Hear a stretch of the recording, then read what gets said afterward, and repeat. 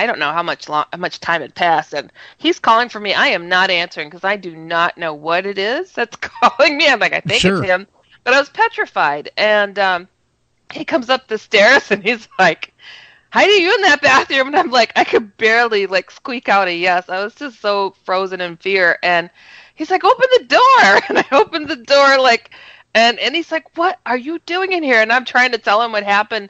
And he's like, silverware flying, really? Yeah. And then I am not kidding you. There was a spoon on the floor right in front of the bathroom. And I'm like, look, there it is, And it's just, Oh, yeah. yeah. Was your sister indeed in the lower bathroom? She was not. It turned out she had an after-school activity my dad forgot, and so I was alone. You were all alone in this house full of flying silverware. Well, and it's like it waited for us to be alone. It really did. And yeah. Is that, go ahead. Is the house still standing today? It is. Oh yeah. Oh my gosh. We had so much going on there. Yeah, it's still around, and I really wouldn't be surprised if it didn't have other activity going on. But it didn't seem to matter wherever I moved, though, that things happened. And I don't know. I mean, I really feel like it may have been shadow people all along, because my stepbrother there, he got attacked by something that was all black with glowing red eyes. He had scratched his face up. That's not good at all. And do you Right. think, though, that maybe it marked you to some extent? I mean, because you went through so much, that you yourself became haunted.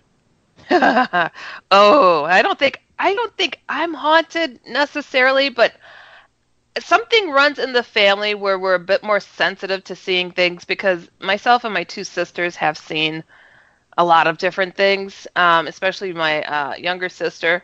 So I think that, it's just something that happens. I mean, my younger sister, she's seen everything from a UFO landing in somebody's backyard to Hat Man and shadow people and ghosts and angelic things and psychic prediction like stuff. So she's just not as involved and as in depth as I am in this stuff. Do you guys ever talk about it, though, when you guys are together, going, do you remember that time? Oh yes. Oh yes. Yeah.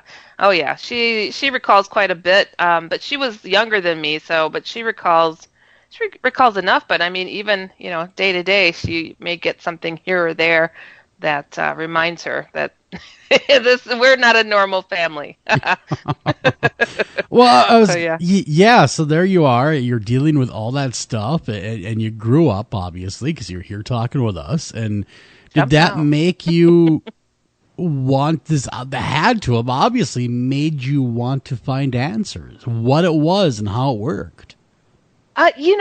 It did, but it was horrifying. I just can't even describe to you. Like, when we left that house, my stepmom and dad thought, whew, thank God, we left that thing there. Yeah. And everybody's doing good. And I'm like, I am having out-of-body experiences. I'm like, some poltergeist activity going on around me. And I'm like, I'm glad you're sleeping. It was just like, I don't know. But, and there was something that changed, though, too. So outwardly, whatever it was, it changed to be more inward. And myself and my two sisters started having these devilish, demonic dreams of my mother, who had passed away.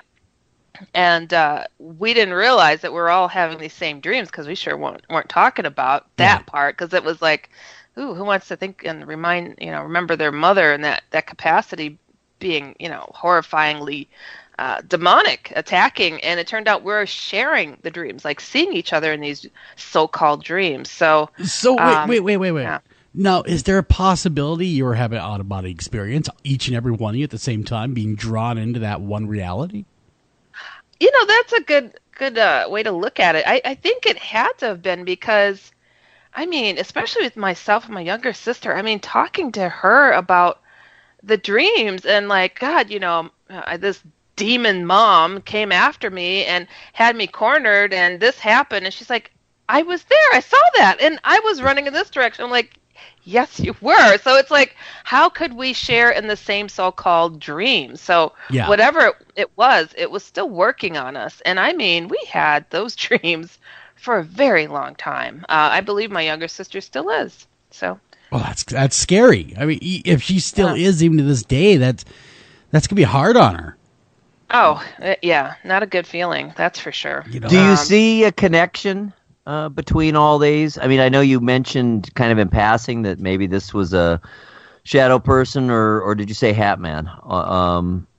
For this thing, Yeah. whatever, it's so strange, but it's like darkness is darkness, evil is evil, and it's like Right. whether I can really pinpoint like what exactly this darn thing is, whatever it is, it likes to wear my mother's face. It has solid black eyes, and it moves very quick to try to kill you. And on at least two separate occasions, one of my friends, who's a pretty popular psychic, does not like to read her friends, but for some reason she's like, "Oh, your mom stopped by." I'm like, "Don't talk about her. Don't talk about her. Just leave it alone." And lo and behold, that demon mom showed up at her and attacked her. Oh my gosh! Viciously. Yeah. So your mom's demonic doppelganger shows up. Yeah. Yep. Wow. Sure enough. Yeah, it's really. How disturbing can you get? I mean, because with the face of your, your dear departed mother. Yeah. Oh my goodness. Yeah, exactly. And having been 8 years old, and then having these dreams, it started right away after she died. And so I'm 8, and my sister is 6, and my sister just ahead of me. We're all having these identical dreams. We didn't want to admit to it, and it wasn't until we were teenagers did we come forward. And I realized my sisters weren't sleeping. I'm like, "What's wrong with you? What's going on?" And one of them started getting really superstitious, knocking on wood, throwing salt over her shoulder. I'm like, "What are you doing?" She's like, "I heard this could help the nightmares." I'm like, "What nightmares?" And I'm like, "Oh my God. We're all having the same ones." I mean, this is like a decade later we realize we're all having the same dreams. It's crazy. That is crazy, and also it makes sense though. It would use your mother because it knew where to go because you're grieving. Oh gosh, it was terrible. Imagine you just lost your mom. I was 7 when she died, and she's coming in my dreams. It seems so real. It's hard to believe that this isn't really happening. She's got her own arms open, like, we're like, "Oh my God, Mom!" And you're running to her, and it's got black demon eyes, and it's got these, the Stephen King's It teeth, and it's trying to kill you. How sadistic is that? Oh goodness. That would be absolutely just horrible. My good Lord. I mean. Yeah. I would imagine though you guys are going through this. You guys are living through that same shared dream, which I don't know if it's a dream. I think it was more like a shared out of body experience. I do. I think that you guys entered into that same reality at the same time, and interacted at the same time with that other dimension. Yeah. But why do you think it targeted you guys?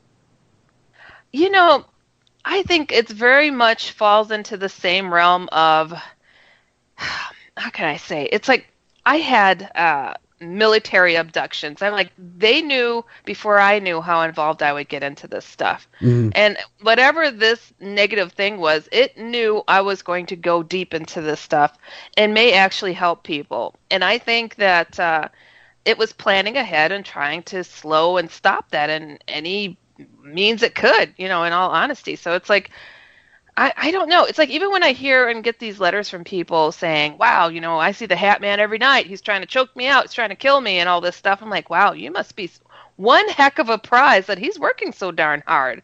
I'm like, wonder what your future holds. It's not always that the person is so negative that you attracted this thing. It's like you might be just such a bright light that it wants to stomp out your light. Mm-hmm. Yeah, and it knows you're a future adversary. Oh yeah, take care of it early rather than deal with it later. That would make sense. Like kill Hitler. Well, certainly a more positive way of looking at it. That's for sure. Yeah, preemptive strike, so to speak. You know what I mean?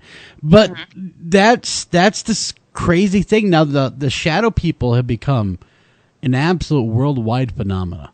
It has just exploded. I've noticed that. In fact, I just saw something today on Travel Channel, one of those shows, and they were citing shadow people as doing this and doing that.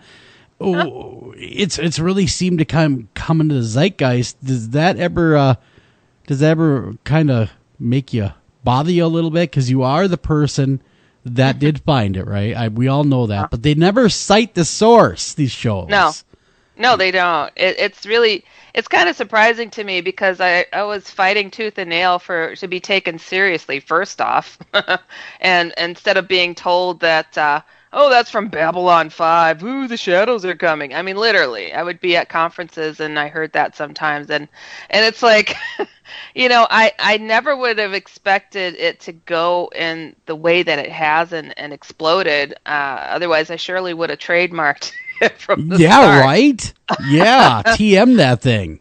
Yes, because it is really surprising and shocking to me. It's like, how do you say that you've researched something really well and then you don't realize that there's a beginning to it? It's not like it's like people know where Slender Man came from. Yeah. They don't go around going, I am the expert on Slender Man. No, Eric Knudsen is. Yeah.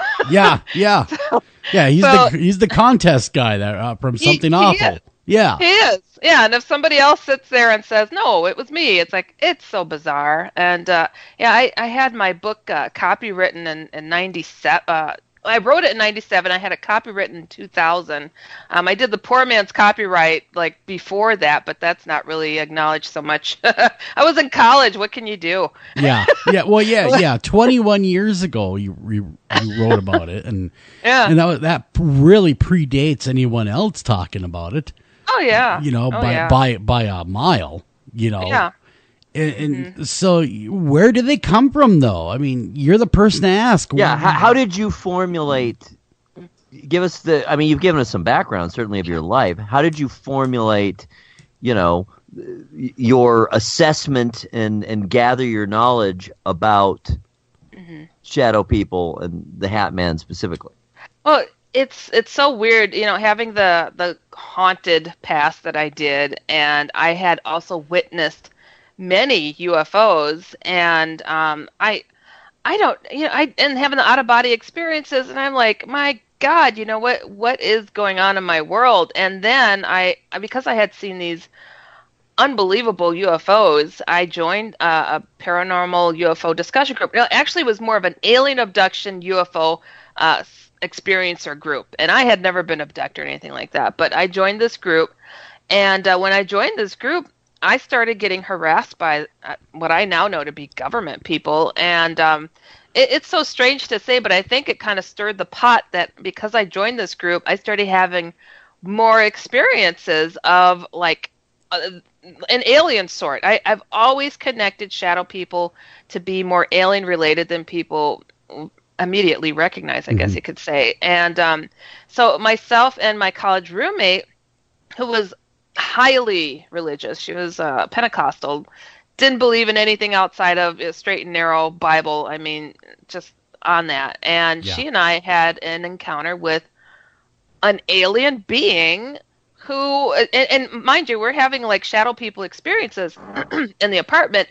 And she and I had this experience with an alien being that started to define what we were experiencing. And a lot of people don't realize, but when you have people that say they've been abducted by aliens or whatnot, sometimes when they go to be hypnotically regressed, instead of talking about it as an experiencer, sometimes they almost like take the perspective of the being, like the being starts talking through the person who's being hypnotically regressed. It's such a strange phenomena, but not that rare, I guess you could say. And she started having this like being talking through her, and now, and such a resistive person to even acknowledging aliens exist. It was quite amazing, and to have this thing also project an image of itself. If I ever had any doubts, I'm like, I see it with my own freaking eyes. What's going on here? And